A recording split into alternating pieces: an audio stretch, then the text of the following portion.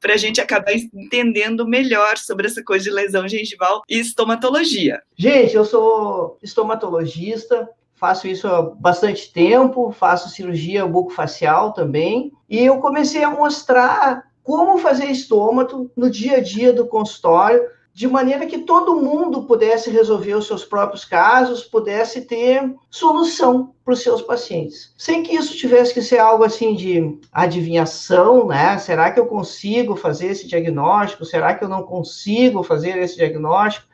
Para que isso fosse algo presente no consultório. Porque é um pouco diferente. A adivinhação é aquela assim, visão da faculdade. É assim, vamos ver se a gente dá clorexidina para ver se melhora. Ah, não melhorou com clorexidina, deve ser outra coisa. Tipo assim, né? Isso, para que não tivesse mais essa coisa de tentativa, né? Porque parece que a estômato é sempre uma coisa assim muito distante do consultório da gente. E, na verdade, ela deve estar inserida no dia a dia do atendimento de todo mundo. É. Então, e aí, você hoje faz atendimento de estomatologia? Faço bastante atendimento. Eu sou, como eu digo, um dentista de mocho, né? Estou na linha de frente. E daí, você também dá aula disso, resolveu dar aula e resolveu ensinar as pessoas também? Olha só, eu lecionei graduação um bom tempo, e aí depois comecei a lecionar na pós-graduação, e foi aí que eu consegui criar, assim, essa maneira de mostrar a estômago de um jeito diferente. Foi justamente ensinando presencialmente, né? Foi com o ensino presencial que nasceu esse método, esse jeito de ver a estômago como uma parte do cotidiano do consultório. Mas eu queria saber assim, ó, o que você ensina aqui para o pessoal aqui no online, ele é diferente daquilo que as pessoas aprendem na escola, ou na graduação, por exemplo? É diferente da maneira de fazer, porque você vê sempre uma estômato que ela é muito descritiva. E aí você fica com medo das lesões, porque lembra daquele monte de coisa que tinha nos livros, lá nos slides. E como é que você vai fazer o manejo do paciente quando ele está sentado na sua frente? Então, o lance está justamente em você saber como fazer o raciocínio clínico, quando o paciente está sentado na sua frente com segurança. Então, é assim, é diferente a pegada. Porque na faculdade, quando você faz curso presencial, ou é o professor que resolve, ou você tem listas infinitas descritivas lá de lesões, que quando o paciente chega no consultório, você não vai lembrar de tudo aquilo que você viu lá, porque faz muito tempo que você viu e você não revisou aquilo, e é realmente impossível. Então, você precisa ter o passo a passo para conseguir raciocinar em cima do caso. A gente fica descritivo, tem uma lesão avermelhada, bolhosa, e daí, o que a gente faz? E aí que tá o X da questão, né? Bom, então, para ir exatamente para o X da questão, eu separei alguns casos aqui, que são os casos que as pessoas nos mandam. E aí, agora com você, professor Maurício, olha o que as pessoas acabam mandando e, mas olha só. Então, fica uma coisinha assim, ó. Vou mostrar a imagem aqui primeiro, tá? Então, essa gengiva tá aqui vermelhinha. E aí, a história é: uma paciente me procurou há 1 ano e meio, relatando boa saúde sistêmica, mas com uma área de vermelhidão nas gengivas dos anteros superiores. Sem bolsa, bem aquilo que você falou, né? Bem descritivo aqui, ó. Sem bolsa, sem dor, sem prurido, sem sangramento, tem nada. Mas tá vermelho. Surgiu tinha 6 meses e não melhorava. Entrei em contato com colegas professores de pério, mas nenhum soube diagnosticar. Foi sugerido alergia ao lauril. Alergia ao lauril só no central, tá, professor Maurício? Mas nenhuma outra área estava atingida, apenas esta. A paciente acabou sumindo, mas este caso me intrigou.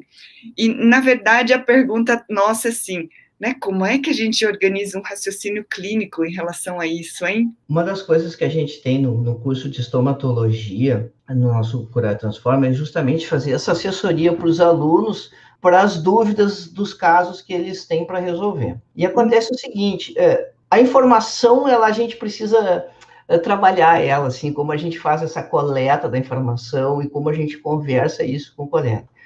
E aqui tem algumas coisas muito interessantes, assim, é importante a idade, sempre é importante a idade, porque tem algumas doenças que elas estão muito relacionadas com com a idade do paciente. Quando a gente vê essas áreas vermelhas, isso tem um termo genérico, assim, que a gente chama isso de gengivite descamativa. Mas a gengivite descamativa, por si só, ela não é a patologia. E aí que veio o problema, né? Saber, afinal de contas, o que é essa gengivite descamativa e o que está acontecendo. Mas, Maurício, por que você sabe que isso é uma gengivite descamativa? A gente chamar de gengivite descamativa é um sinal clínico, é genérico, porque está avermelhado ali. A gente tem que dar o próximo passo no processo, então, justamente alinhando esse raciocínio clínico. Porque toda vez que fica descamativa, fica vermelha. Eu já ia chamar de eritematose. Sim, porque o epitélio fica mais fino. E quando ele vai ficando mais fino, você vai ver o conjuntivo lá por baixo. Ok, convencida. Se a gente olhar na direção do 11, do 12 lá, a gente vê que tem aquelas áreas esbranquiçadas que seguem para lá. Então, você está vendo que o processo não é localizado. O processo ele é mais amplo. Então, naturalmente, nesses casos assim, a gente deve pensar nas alterações autoimunes. E por isso, saber a idade era importante, porque dificilmente essas situações elas vão acontecer nos pacientes mais jovens. Isso aí começa a aparecer em pacientes já a partir dos 40 anos e tal. E essa é uma informação que a gente não tinha ali. Mas que o jeitão, né, aquele aspecto ali do vermelhinho, daquela área branca que corre para trás, ela nos dá essa orientação, essa sugestão. Então, você vê ali pelos dentes da mandíbula ali, que a saúde gengival, ela é excelente. Isso. Então, você não tem um problema ali relacionado à placa. Certamente é um problema inflamatório, pelo aspecto ali, e o que mais, então, que pode ser inflamatório, que não está relacionado à placa, que dá esse aspecto, aí a gente cai nesse grupo das lesões autoimunes. E que, olha só, Cris, é um grupo que não é fácil da gente trabalhar, né? Esse é daqueles grupos de lesões que costumam dar mais trabalho para o diagnóstico e para o manejo. Certo. E daí, assim, é uma coisa que eu sempre falo, sabe, Maurício? Se a gente não sabe fazer esse tipo de tratamento ou de intervenção, aí às vezes o dentista vai por tentativa e erro, tá vermelhinha a gengiva, prescreve uma clorexidina. Ou eles dão uma clorexidina, uma nimesulida, uma amoxicilina. Não resolveu. Aí, até ali, o paciente já gastou um monte na medicação, você já ficou com a sua reputação arranhada, e aí não resolveu. Aí que está a questão da gente ter clareza do diagnóstico. Eu falo muito, né? Que se a gente não tem clareza do diagnóstico, a gente tem a nossa reputação arranhada, não é verdade? Perfeito, perfeito. Se você está na dúvida ali, faz esse combo assim, né? Vai usar um anti-inflamatório, vai usar um antibiótico, vai usar a clorexidina, e realmente o caso não vai resolver, porque você não está com indicação de usar nenhuma dessas situações, né? Se você supõe que seja uma doença autoimune, aí você precisa de corticoide. É o corticoide que vai te dar a solução ali, que vai fazer o caso melhorar. Mas eu usei o anti-inflamatório. Sim, mas era autoimune e você precisa do esteroidal. Senão, você realmente não vai ter resultado. E olha só, essas doenças autoimunes, elas são crônicas. Às vezes elas melhoram, mas acabam voltando. Então, esse é um paciente que vai estar sempre no consultório, porque ele vai precisar de tratamentos recorrentes. Você vai tratar, o quadro melhora, mas o paciente não cura. Daqui a algum tempo, você vai ter que ver ele de novo, reorientar a conduta. Então, esse é um paciente de atenção permanente, um paciente que vai ficar vinculado com você. Ele vai sempre precisar de ajuda, porque isso agudiza, aí melhora. Então, a gente tem muita coisa para fazer aqui de manejo. Laser também funciona bastante. Mas aí, Maurício, se a hipótese é de doença autoimune, ela pode ocorrer em um dente isolado? Pode. Pode, tudo pode.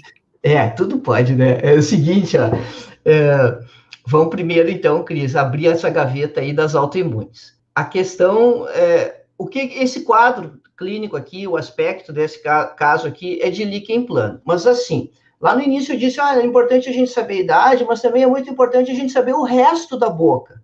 Saber o que está acontecendo na mucosa jugal, o que está acontecendo na língua, no palato, porque isso também faz esse diagnóstico diferencial de quais doenças autoimunes podem ser ali, e basicamente são 3, né? O líquen, o pênfigo ou o pemphigoide. Quando você tem isso muito pontual, localizado, tem que dar uma olhada se não tem amálgama por perto. Aqueles amálgamas antigos, que normalmente tem problema de polimento, assim, tem sinais clínicos de corrosão, né? Porque isso é capaz de induzir uma reação igual ao líquen plano. Então, é justamente a pergunta que você fez, né? Pode ser ali junto de um dente só, se liga principalmente na região jugal, e isso está relacionado com a restauração lá. E aí a gente chama de reação liquenoide, né? Porque copia essa lesão do líquen mesmo. Mas não é líquen, né? Isso. Parece, mas não é, então, né? Mas se você faz uma biópsia lá, o patologista vai ver uma imagem igual à do líquen plano, só não vai ser espalhado na boca como é no líquen plano. É localizado. Agora, queria comentar assim que realmente, olha quanta estomatologia a gente aprende com você, viu, Maurício? Porque você tem razão, a gente aprende estomatologia descritiva. Tem uma lesão assim, assim, assim, assim, assim, assado. E aí, o que a gente faz quando o paciente senta na nossa frente? O que pode ser, o que não pode? Então, é tão confuso. Você sabe que isso tem uma coisa parecida com a pério, viu, Maurício? Porque aprende a pério, que não sei o que você lembra da pério, mas aprende que você tem que raspar e você tem uma teoria cabeluda, complexa, e a estômago também tem, né? E se entra com a patologia, então vai longe. Só que daí, na hora do vamos ver, que a coisa pega, né? Muito bem. Eu queria saber outra coisa, espichando aqui. E esse desgaste incisal, teria alguma coisa a ver? Olha, é muito pouco provável, porque a gente tem isso estendido lá, ó, em direção ao 11, ao 12, né? Você vê que aí ele não está vermelho, né? Mas ele tem aquela área branca, com um padrão quase assim, rendilhado, parece uma natinha de leite que está ali em cima. E aí você raspa aquilo ali e aquilo ali não sai. Então, dificilmente tem problema de trauma oclusal relacionado, porque você tem a evidência ali que o processo ele é mais amplo. E, aliás, Cris, é que assim, ó, a estômago, ela tem muito da questão do exame físico, sabe? O exame físico é um negócio que a gente tem que desenvolver bastante. Fazer um exame físico mais elaborado, olhar bem todas as estruturas ali. E aí, quando você está nessa história de fazer o diagnóstico diferencial dessas lesões autoimunes, tem uma manobra muito simples de ser feita, que é na gengiva ali, você coloca o dedo enluvado, precisa ser uma borracha. Os livros mais antigos dizem para usar um lápis como esse aqui, ó. Um lápis que tem a borrachinha na ponta. Você tem que desinfetar isso aqui, né? E aí você vai colocar isso aqui na gengiva e vai torcer assim, ó. Só que se você faz isso com o dedo enluvado, também dá. Na gengiva inserida ali, meia altura ali do rebordo. Aí quando você torce assim, a gengiva destaca. Ela solta o epitélio. Isso chama, tem um nome, claro que vai ter o nome fresco, né? Vai ter um nome chique, né? É o sinal de Nikolsky. E aí é pênfigo. Quando isso acontece, você sabe que é pênfigo. Então, esse é um teste fácil de fazer aqui. Não soltou, você cai ali na hipótese do líquen, lembrando de olhar a boca toda, porque dificilmente o líquen está acontecendo num lugar só. Se você olhar a língua dessa paciente, secar as bordas ali, é bem provável que você vai achar mais áreas brancas, assim, com esse riscadinho, né? A tal das estrias de Wickham, né? Que deve ter na língua, deve ter na bochecha, lá perto do trígono retromolar também. Então, e o exame é a base da história, a conversa e o exame. É aí que a gente faz o raciocínio clínico. E assim, não precisa fazer biópsia, então, porque a gente, então, consegue fazer um diagnóstico clínico com o dedo enluvado e com o sinal de Nikolsky, né? Já pensou? Se eu fizer uma biópsia, eu acabo com a pobre da gengiva inserida. Vou causar um defeito. Vamos devagar nas pedras. É o seguinte, primeira questão é a dúvida ou a certeza. Se você tem dúvida, a biópsia está sempre indicada para tirar a dúvida e esclarecer. A gente pode considerar o líquen uma lesão de diagnóstico clínico? Sim. Mas se você está em dúvida entre essas outras lesões, não está de maneira nenhuma errado fazer a biópsia, e ela está até assim justamente indicada, porque você não sabe se está com dúvida.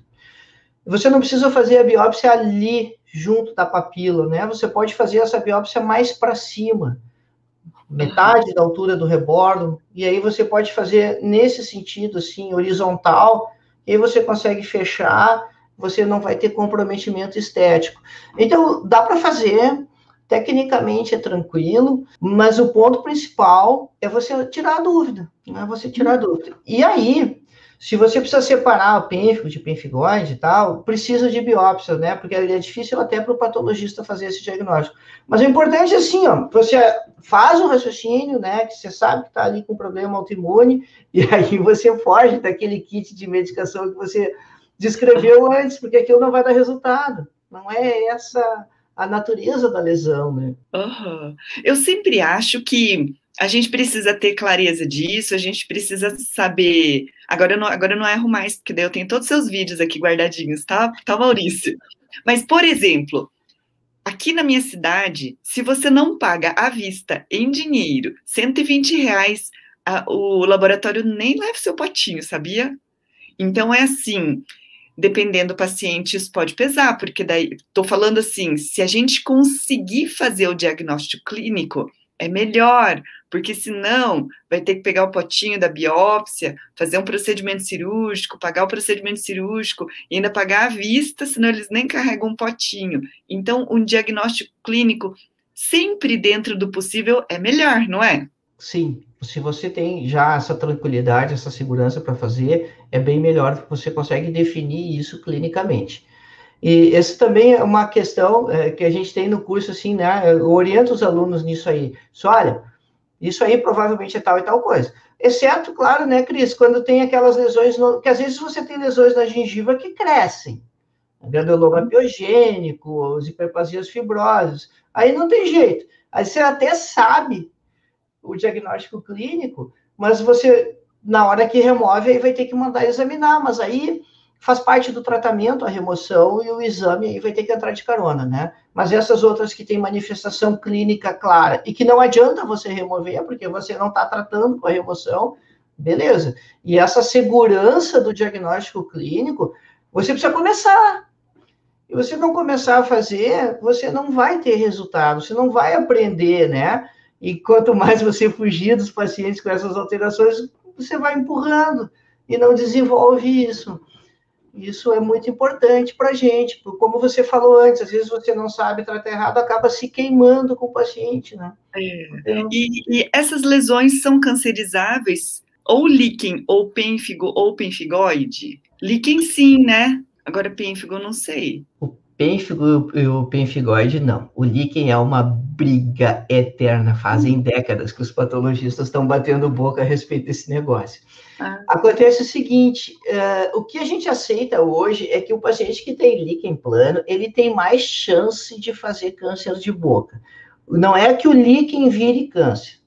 Então, assim, houve uma acomodação, digamos, semântica aí de nomenclatura, chamar, então, o líquen de uma condição cancerizável ao invés de uma lesão cancerizável. O que isso quer dizer do ponto de vista prático? Como é que você vai explicar isso para o paciente? Todo mundo tem um cartão da loteria para ser sorteado, no caso, ter câncer. A pessoa que tem líquen plano, ela tem mais que um cartão. Então, ela tem um risco a mais para ter câncer de boca, porque o líquen estimula ali a mitose do epitélio. Por isso, é um paciente que, mesmo que ele esteja assintomático, vamos supor que não é um caso que está aqui na gengiva, né? Você identificou lá na mucosa jugal 2 áreas bem inocentes que o paciente nem sabia que tinha. Esse paciente tem que ficar em controle, sim. A gente não é íntegro a gente assustar o paciente e dizer, isso aí vai virar câncer. Não, isso não é correto. Mas a gente precisa, com tranquilidade, explicar para ele que ele precisa de acompanhamento e que de tempos em tempos ele tem que voltar, sim, no consultório porque ele precisa dos nossos olhos para fazer o acompanhamento da lesão ali. E se mudar de aspecto clínico, aí a gente trata. Não está nem necessariamente indicada a biópsia nesse caso, que mudou o aspecto. A gente vai tratar com corticoide ou com laser, e aí ver se ele volta para aquele aspecto inicial de novo. Mas esse paciente não pode ter alta. Ele tem que passar lá para fazer uma consulta. Certo. E fazendo um paralelo, bem paralelo com a periodontia, é mais ou menos a mesma coisa. Então, por exemplo, na pério, a gente fala muito sobre suscetibilidade do indivíduo. Então, por exemplo, a pessoa não tem, tem pouca placa, pouco cálculo, mas tem uma gengiva sangrante, ela é mais suscetível. A pessoa não bebe, não fuma, não tem hábito ruim, tem uma boa alimentação e tem um líquen plano, a gente já vai entender que é uma pessoa mais suscetível. Não é que vai ter, é uma condição que pode fazer com que ele tenha aquilo. De qualquer forma, são todos os pacientes que a gente precisa orientar e ficar monitorando. E eu falo assim, olha, às vezes o erro do dentista é ter essa ânsia de resolver. Aí, quer resolver, você não consegue cativar o paciente, não consegue fidelizar. Eu não sei o que você fala nos seus alunos, mas eu falo muito isso. É através da conduta, da conversa, do acolhimento, e a gente quer esse paciente, eu digo para todo mundo, a gente quer esse paciente para o resto da vida, que a gente seja acompanhando, não é verdade? E são duas angústias, né? A primeira angústia de botar o olho na lesão do paciente e dizer o que é. Então, calma, um processo, é um raciocínio. Você primeiro tem que ter conversado bastante antes lá. E a segunda angústia é justamente essa da solução mágica, assim, né? Você vai dar alguma coisa que vai resolver. Gente, tem muita lesão que não tem cura. A maioria das lesões, inclusive, não tem cura. Você não tem cura para diabetes, para hipertensão, para um monte de problemas de saúde. E algumas lesões da boca você também não vai ter cura. Você vai tratar nos períodos que a lesão acontecer, no período que as lesões estiverem mais agudas. E justamente, Cris, conversar com o paciente, explicar os processos, é aí que ele entende que você está cuidando dele. Porque também se você disser para o paciente que ele tem que voltar dali a 2 meses, 3 meses, mas você não justificar, aquilo não faz sentido para a pessoa. E é aí que a gente agrega valor, ensinando um pouquinho, numa linguagem leiga, mas que o paciente vá compreender a importância do processo e que você não está querendo que ele volte lá para você cobrar mais uma consulta dele. Não, você está querendo que ele volte lá porque o problema de saúde dele exige cuidados regulares. E as pessoas fazem isso com os problemas médicos. E, às vezes, a gente tem essa dificuldade de implantar ou de fazer isso com os problemas odontológicos, né? Por outro lado, o dentista faz bem isso com a cárie, e eu acho que o dentista que faz periodontia faz isso com mais naturalidade que os outros também. Então, mais pegada. É isso que eu ia falar para você. Ó, Maurício, o negócio é assim, você tem que falar para os seus alunos que eles precisam me seguir, porque eu ensino a fazer manutenção preventiva regular, é para vir antes de aparecer o tal do problema. Então, no dia que for o seu retorno de manutenção regular, a gente vai aproveitar e vai estar conferindo a progressão da lesão. Pronto, Maurício, resolvido. Excelente. Isso mesmo, excelente. Quanto tempo, em média, para o retorno e acompanhamento? Porque depende de cada caso, de cada situação que você está manejando e da agressividade que aquela lesão está e desses fatores predisponentes, como você bem colocou antes ali, se tem tabagista, se bebe, se essas coisas estão associadas, da faixa etária.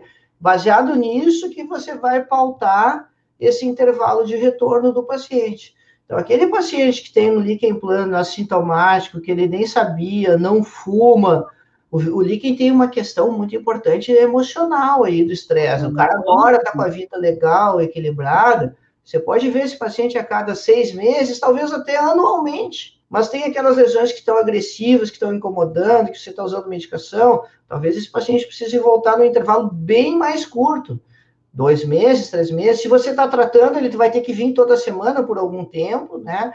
Mas isso vai depender de cada situação. A gente não tem, ou melhor, não é a gente não tem. A gente não deve usar um esquema igual para todo mundo, porque as lesões são diferentes, os pacientes são diferentes, e esses fatores predisponentes também são diferentes, né? Então, a gente faz ali considera todos esses fatores para cada uma das pessoas. Uhum. E aí, Maurício, você aborda o paciente de líquen, que ele tem um forte componente emocional, a fazer uma psicoterapia, melhorar a qualidade de vida. Você chega aí e aborda isso também? Sim, é importante falar disso.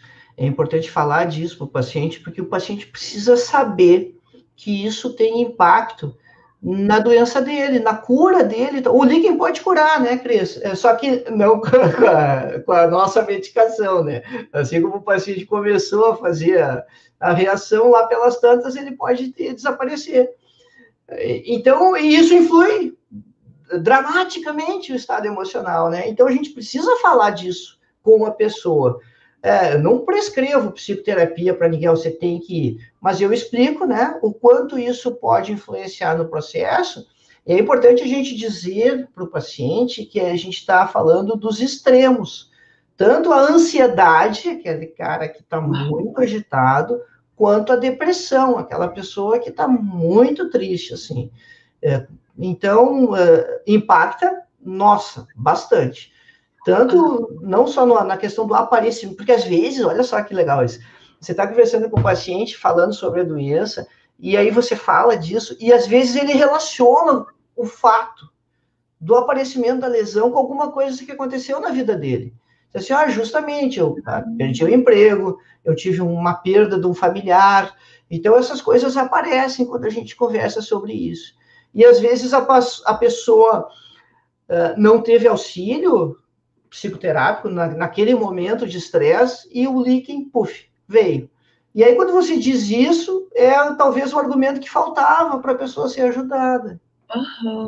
Sim. E sabe que eu também já vi, às vezes o paciente vem e ele faz uma peregrinação, ele vai num dentista, aí ele vai no outro dentista, eles vai no outro dentista, eles vêm no meu consultório, porque eu sou famosa aqui na cidade, e aí eles falam assim, eu tenho isso, isso, isso, ninguém soube me resolver. Nossa, aí, Maurício, e se é líquen, daí eu olho bem para o paciente com muito amor, eu vou dizer assim, eu não tenho outra palavra para descrever, mas para dizer, paciente, você está jogando todas as fichas e encontrar a solução para uma coisa que não tem solução. A solução está dentro de você. E aí é exatamente isso que eu falo, que você falou. E eu esclareço isso, que isso está muito relacionado com alguma coisa que acontece na sua vida. Aí o paciente tende a se abrir, aí ele se abre, não é? É verdade, é verdade, é verdade. E se a gente faz essa conversa ainda fora da cadeira, né? Passa ele para a cadeira do lado, ali perto da nossa mesa, porque a nossa cadeira ela é muito opressora, né?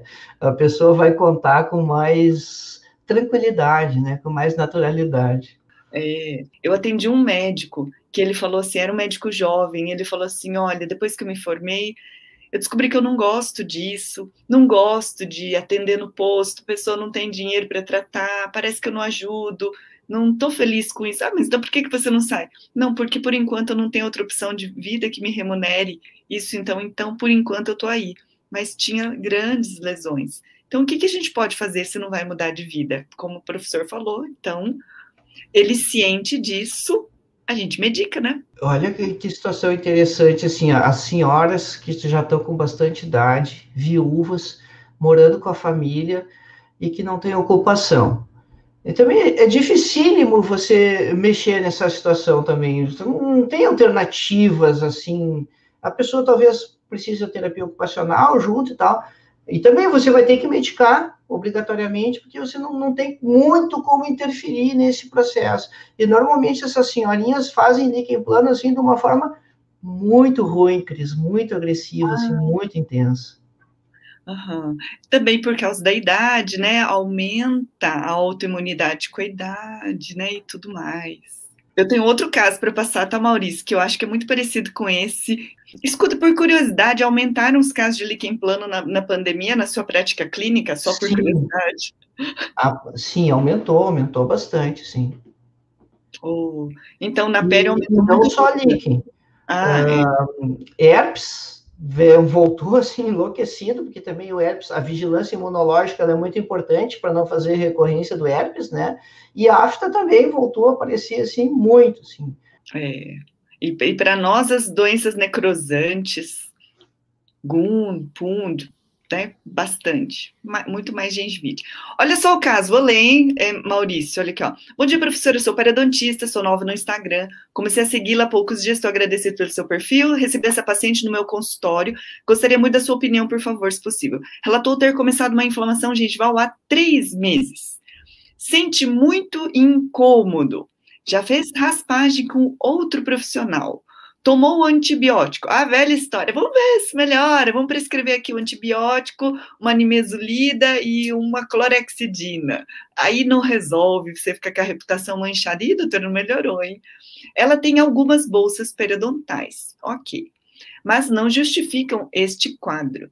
Já tive uma paciente em outra ocasião com um caso parecido, foi diagnosticada com pênfigo.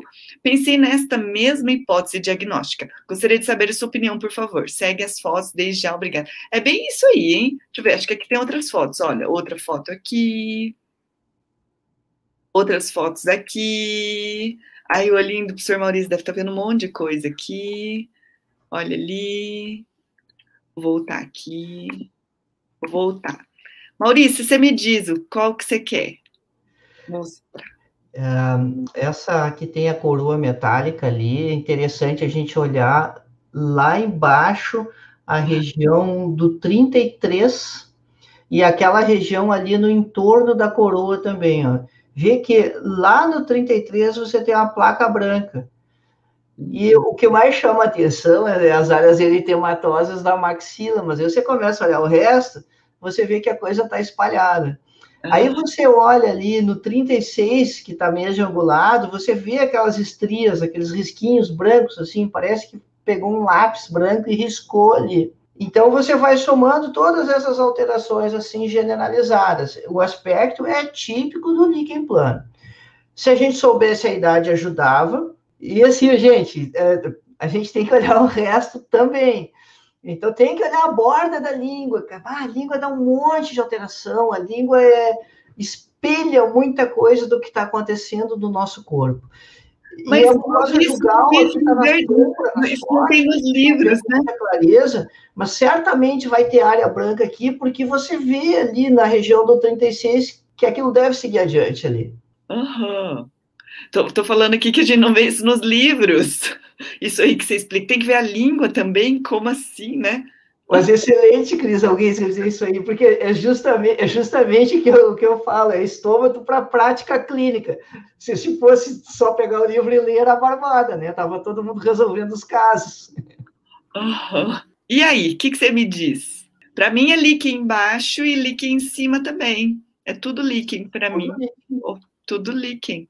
Se for pênfigo, a gente mexe, mas são aparências diferentes. Vamos olhar o outro lado lá, vamos olhar o outro, o lado direito. E agora, olha de novo lá na mandíbula, ó. A região cervical lá do 44, 45, 46. Ó. O que você via na maxila do lado esquerdo, praticamente você vê agora na mandíbula do lado direito. Então, é o mesmo processo acontecendo de forma generalizada.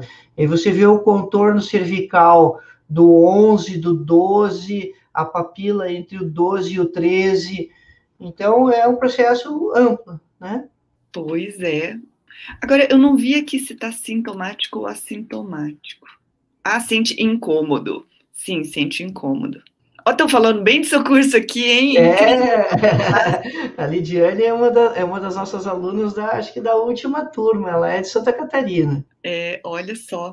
E o valor da gente ter informações atualizadas, né, Maurício? Porque de repente surge uma conduta nova, um manejo novo, alguma coisa que vai estar sabendo. Isso eu acho sensacional do online. Apareceu, amanhã já estou divulgando. Ó, gente, mudou tal manejo, tal protocolo, não é verdade? Sim, né? A gente ganha uma agilidade muito grande. Antes a gente ficava naquela expectativa do artigo científico, que já leva um tempão para sair, hoje leva anos. E aí você está defasado se você fica sempre esperando, né, o que vai estar escrito. Aham. Escuta, laser terapia melhora? Melhora. Laser terapia melhora. Então, tem corticoide tópico, tem corticoide sistêmico, vai depender do caso. Normalmente, a gente começa com corticoide tópico e depois passa para o sistêmico. E o laser, ele pode entrar junto com o corticoide como coadjuvante. Dá muito conforto para o paciente, melhora tremendamente. Super recomendado. Mas aquele lance, né? A gente tem que ter diagnóstico, né? Não dá para a gente, ao invés de usar aquele pacote de medicação para ver se resolve, usar o laser para ver se resolve. Não. Então, vamos diagnosticar direitinho, fazer o raciocínio e vamos chegar à conclusão de que o laser está indicado, né? Uhum. E daí, Maurício, os pacientes ficam muito gratos quando ele tem uma informação clara, quando ele sabe o que que é, quando ele tem segurança que você sabe. E eu falo assim, quem é dentista, que é o dentista clínico, que atende o paciente, que resolve, você tem que ser o dentista de confiança. Então, conseguir ter esse auxílio de diagnóstico de lesão bucal é fundamental, porque daí você já consegue dar uma luz, um norte para o paciente. E se ele já é seu paciente, melhor que vai acompanhando. O que eu vou dizer assim de minha parte sobre estomatologia? A gente vai e a gente vai ir em congresso quando tem alguma palestra, e é exatamente aquela coisa que o professor tem um tempo limitado para falar. E ele vai lá e coloca aqueles casos bem atípicos, mas não é isso que senta na nossa cadeira, né? Então, por exemplo, às vezes aparece um caso assim suave, aí você olha, mas não tá parecido com aquele negócio que o professor falou. E é por isso que o online é tão legal do ponto de vista desse diagnóstico, né? Na pério é a mesma coisa, não tem palestra de pério. Tem até mais invejinha, que tem mais palestra de estômago do que de pério, né, Maurício? Eu não sei se tem mais de estômago do que de pele. É difícil ter no congresso também, Cris. Mas é justamente por causa dessa razão do querer mostrar o raro, mostrar a complexidade. Cara, isso aí é legal para quando tu tá no congresso que é específico da especialidade. Que aí tu discute as bruxarias que eventualmente aparecem, né? E aí, o que aconteceu com o passar do tempo? A maioria dos colegas foi se afastando desse tipo de atendimento, porque ninguém mostra o feijão com arroz da cadeira. E aí a gente acaba perdendo campo, perdendo os pacientes. Né? Você sabe, Cris, que hoje, quando o cara termina a residência de otorrino, ele tem que fazer a prova da Sociedade Brasileira de Otorrino e Laringologia. Já faz 3, 4 anos que estomatologia é conteúdo da prova de residência de otorrino. Nossa! Então, daqui a pouco, a odontologia naturalmente vai acabar perdendo isso. Porque os otorrinos estão começando a saber, nem é porque eles querem, é porque cai na prova, então tem que estudar na prova, mas você começa a ter gerações de otorrinos formados que conhecem essa área e que não é só importante para o tratamento dos pacientes, mas também é lucrativa, te dá muito retorno para o consultório, né? E também tem um pouco disso, né? Da gente preservar o nosso mercado e saber fazer com clareza, né? A nossa profissão. Exatamente. E a gente ser o dentista valorizado, o dentista que resolve, o dentista que o paciente pode contar. E se a gente vira seu aluno e estiver morrendo de dúvida, a gente pode mandar o nosso casinho por WhatsApp para você, que se ajuda? Sem dúvida, esse é um dos grandes bônus do curso. Eu dou assessoria pessoal para todos os alunos, eles ficam com o meu contato, não tem limite de caso para mandar, e a gente tem um canal do Telegram. Então, ele manda o caso para mim, e esse caso é compartilhado com um pequeno vídeo, eu gravo ali na hora. Então, quem entra tem auxílio não só para os seus casos, mas também, além do conteúdo do curso mesmo gravado, tem lá no canal do Telegram um acervo já enorme de casos. Então, você pode ir olhando os casos ali, vendo os comentários e sabendo como fazer. Então, tem aluno que manda bastante casos, tem aluno que manda menos casos, enfim, né? Mas, sim, né? Eu dou muita assessoria, porque não adianta, se não tiver como ter resultado, não. Então, eu tenho um compromisso muito grande com os alunos para que eles tenham resolutividade. Né? Certo. Olha só, eu vou comentar da Marcela aqui, ó. Nesse caso em questão, o paciente retornou com o resultado de exames laboratórios, estava com uma considerável deficiência de vitamina D. Vocês acham que pode ter alguma relação também? Eu vou dizer, como imunologista, tá? Porque você sabe que eu sou microbiologista com a área de concentração na imuno. Vitamina D está tudo relacionado com a regulação, com a modulação da resposta imune. Ela melhora a resposta imune, tanto para a autoimunidade que está com exacerbação, tanto para a baixa imunidade. Então, ela regula, né? Se está com deficiência de vitamina D. Não sei, vocês falam isso também, Maurício? Sim, tu sabe que agora eu tenho tido casos de pacientes que tiveram Covid, vêm com lesões bucais e casos que estão dando dificuldade, assim, complicados no diagnóstico diferencial. E a vitamina D foi um dos exames que eu passei a incluir de rotina agora, né, para tentar achar essas linhas de diagnóstico diferencial nesses casos que são novos, que começaram a aparecer agora.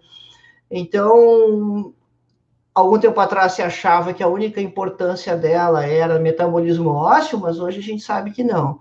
Então, eu não fiz essa relação ainda, não consegui identificar essa relação com as lesões de paciente de COVID. Mas é claro que a interferência no sistema imunológico, quando você tem uma doença autoimune, não é que ela seja a causa, mas ela pode ter, sim, um papel importante na patogenia do processo. Isso. Não, será que as sequelas de COVID são sequelas inflamatórias? Porque se for, a vitamina D modula.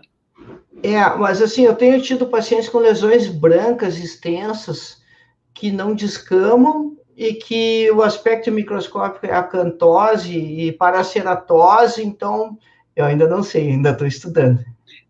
Doença nova, né?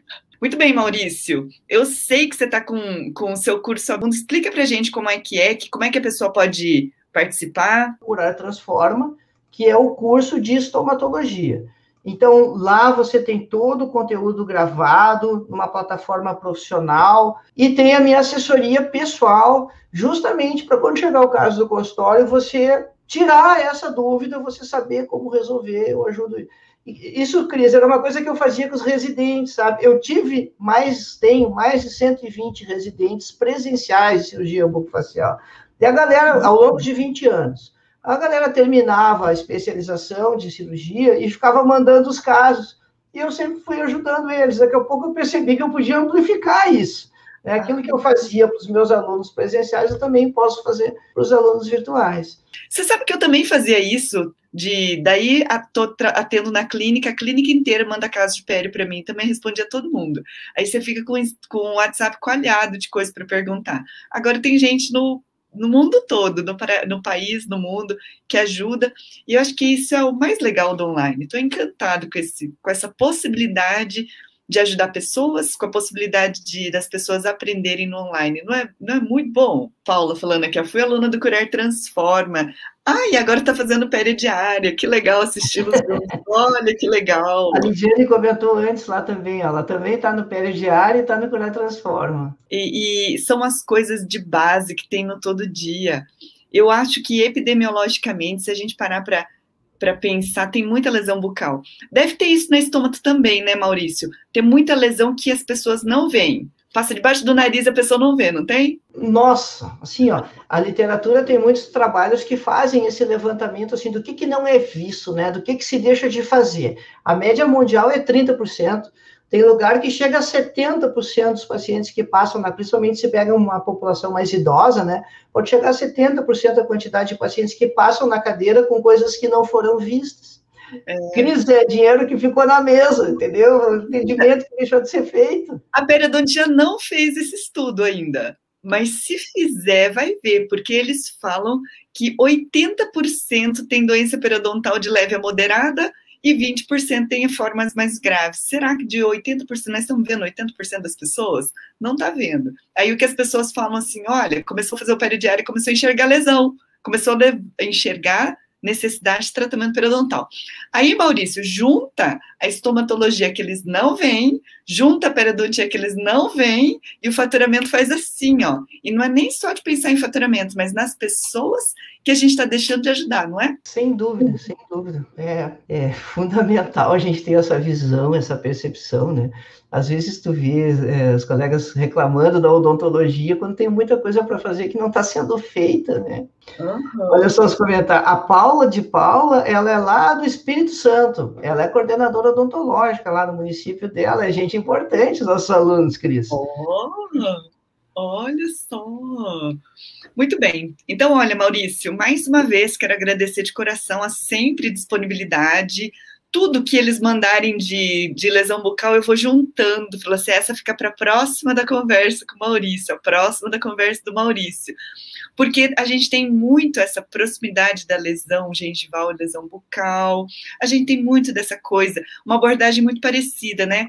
Do acolhimento, da conversa, da anamnese, do paciente que vem recorrentemente, de coisas que as pessoas não enxergam e poderiam passar a ver, de gente que poderia estar sendo ajudado e que não é. Aí você fala que curar transforma, eu falo que tratamento periodontal transforma. Transforma, porque a gente faz aquela gente que ativa a pessoa, para a pessoa estar sempre cuidando dos seus dentes. Isso muda a vida. A Lidiane falou, não sondava e deixava de ganhar dinheiro, não examinava, não via lesão. Agora trabalho menos e ganho mais. Gente, isso é o sonho das pessoas. Tudo de bom, hein? E aí agora começa a enxergar mais lesão bucal também, né?